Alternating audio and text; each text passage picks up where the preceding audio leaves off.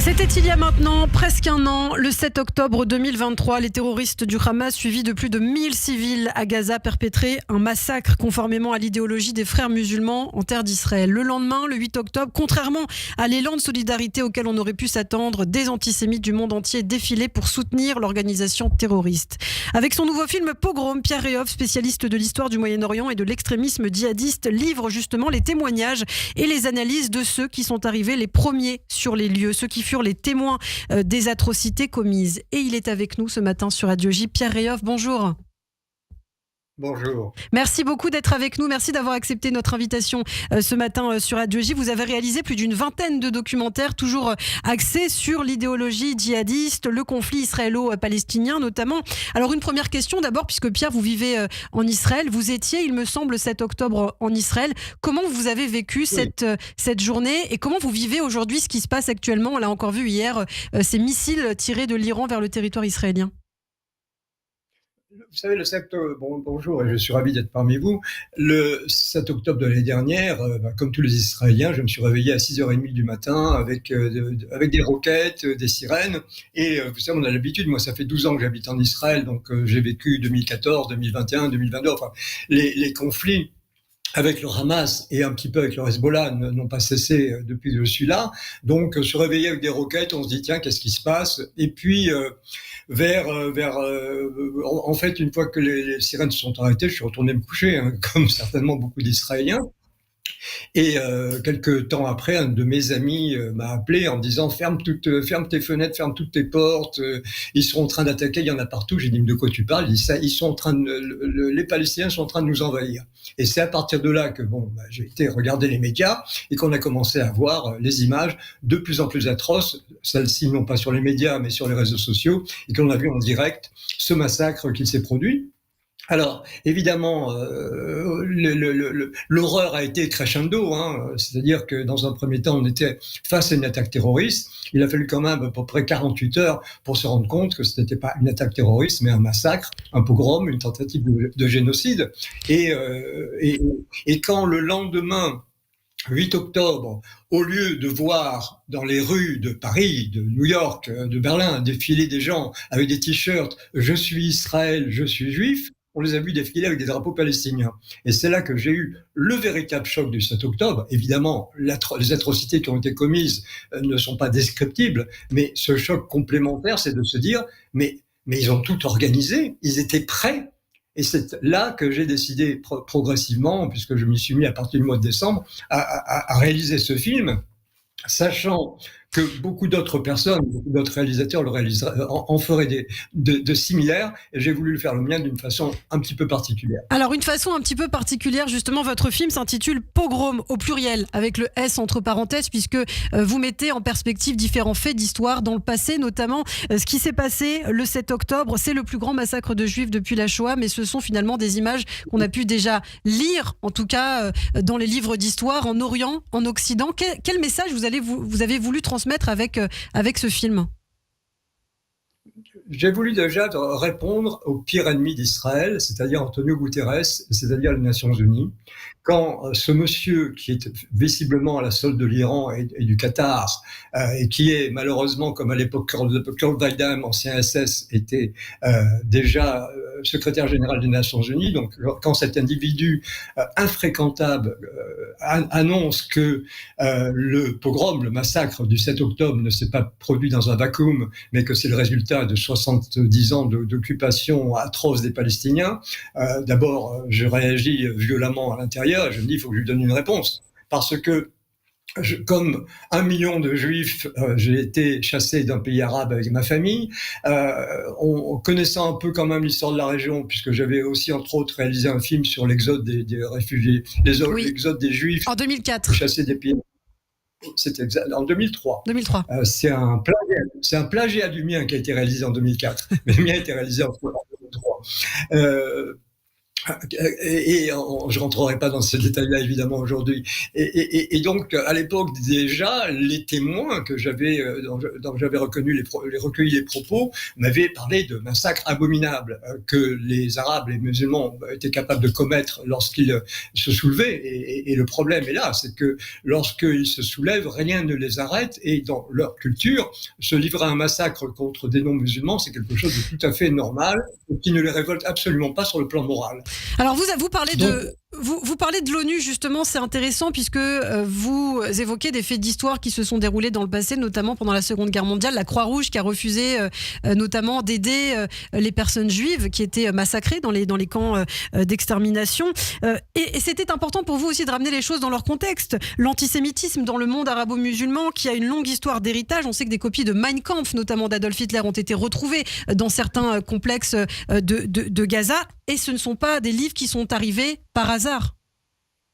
Non, mais vous savez, malheureusement, aujourd'hui, le monde se contente de l'actualité en oubliant que l'actualité, un jour, devient l'histoire. Or, moi, ce qui me préoccupe, c'est l'histoire, la véritable histoire, les faits. Vous savez, j'ai commencé en réalisant un film sur la bataille de Jenin, et on me disait, mais quelle différence entre ton film et la propagande qui a été réalisée par Mohamed Bakri, un autre film qui s'appelait Jenin. J'ai dit, mais écoutez, c'est pas compliqué. Les faits sont les faits, les chiffres sont les chiffres. Quand les Palestiniens annoncent un massacre avec 740 personnes tuées, femmes, enfants, vieillards, et que la réalité reconnue un peu plus tard par l'OLP et reconnue par les Nations Unies, c'est seulement 52 morts, mon histoire, elle est là. Vous dites 700, la réalité, c'est 52. Entre les deux, c'est uniquement de la propagande. Donc moi, je m'attaque à cette propagande-là avec des faits. Et il ne s'agit pas simplement de se souvenir qu'aujourd'hui, effectivement, Mein Kampf est un best-seller dans les pays arabo-musulmans, mais en plus, toute la cause palestinienne, entre guillemets,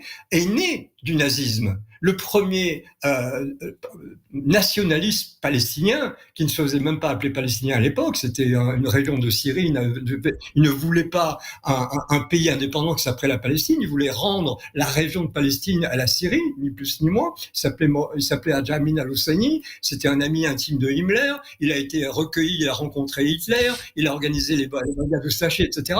Et donc, le péché originel est là, et il faut le dire et le répéter. À la fin, pardon, je finis juste avec cela, à la fin de la Deuxième Guerre mondiale, les nazis se sont réfugiés en Amérique du Sud et dans les pays arabes. Et nombre de nazis réfugiés dans les pays arabes se sont convertis à l'islam et ils sont devenus ceux qui ont instruit, qui ont formé les futures organisations terroristes palestiniennes.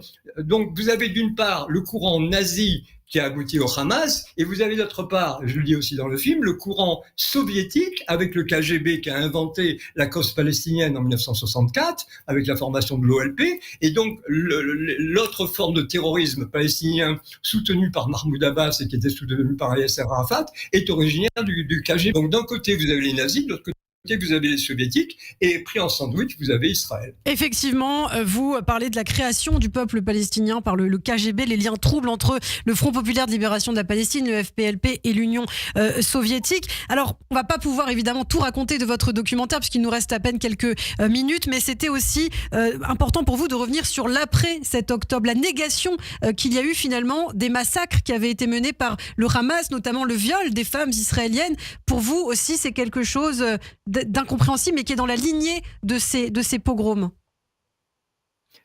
C'est l'expression la plus ignoble de l'antisémitisme à travers la planète, tel que cela s'est produit après la Shoah. C'est-à-dire qu'on a eu plus de 6 millions de morts, essentiellement à 99% des femmes, des enfants innocents pendant la Shoah, et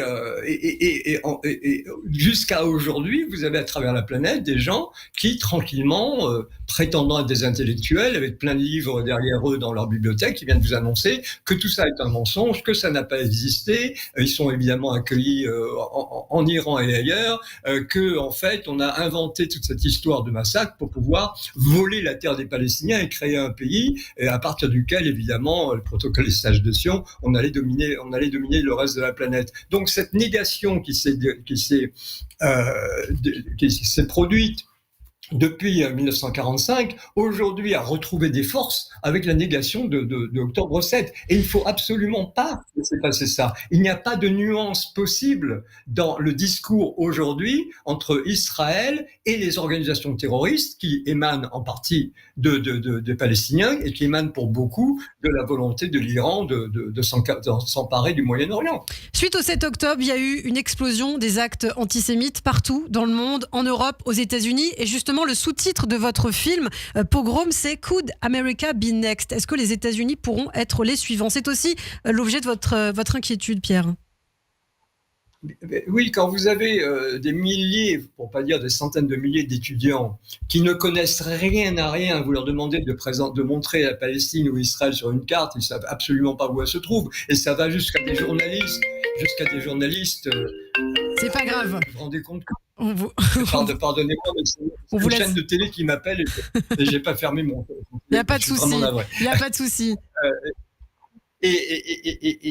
Du coup, ils m'ont fait perdre le fil de ce que j'étais en train de dire. Oui, vous avez cette inquiétude que j'ai, c'est que quand vous voyez ces gens qui défilent dans les rues de New York ou dans les universités à Columbia, NYU, etc., et qui portent des drapeaux sur lesquels il est écrit From the river to the sea, Palestine will be free, sans savoir, ou pour certains ils le savent très bien, ils en sont ravis. Ce que cela veut dire, c'est-à-dire on va effacer Israël de la carte, puisque la rivière c'est le Jourdain et la mer c'est la Méditerranée. Entre les deux, il y a une seule chose, ça s'appelle Israël. Donc cette volonté qui était déjà exprimée par les Arabes avant 1967, vous savez, j'ai retrouvé des tas de documents de l'époque où ils criaient égorger les Juifs, égorger les Juifs, égorger les Juifs. Ça n'a pas changé. Mais ça n'a pas changé à l'intérieur d'un certain groupe. La différence aujourd'hui, et c'est là, dans cette direction qu'il faut aller, c'est là qu'il faut vraiment frapper très très très fort, c'est que vous avez des arabo-musulmans par millions qui aujourd'hui rejettent le terrorisme et qui en ont marre. Et vous avez des pays comme l'Arabie Saoudite qui n'ont qu'une envie,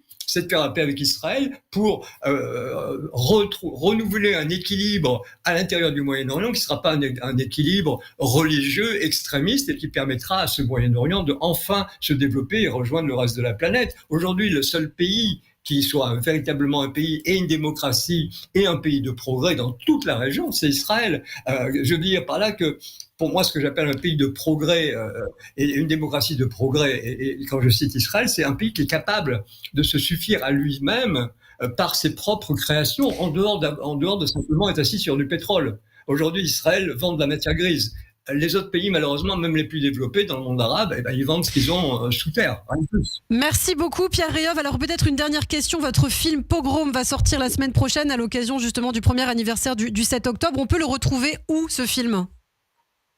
Alors, deux choses. D'abord, il va sortir essentiellement aux États-Unis parce que je n'ai pas vraiment trouvé de circuit de distribution disponible en France. Et de ce fait, le 7 octobre, à partir du 7 octobre à 6h30 du matin, je vais le mettre gratuitement, la version française, à disponibilité pour la commémoration de la tragédie de l'année dernière. Je veux que les gens puissent le voir, y compris en France. Et comme en France, ça n'intéresse pratiquement personne, on va le proposer sur les réseaux sociaux, pas pour longtemps, mais pendant au moins 48 heures, il sera disponible, les gens pourront le voir. Merci. On ne sait jamais, ça peut... Absolument. Merci beaucoup, Pierre Réov, d'avoir été avec nous et on vous accueille avec grand plaisir en studio la prochaine fois, peut-être à Paris. Merci beaucoup et à très bientôt. Radio J.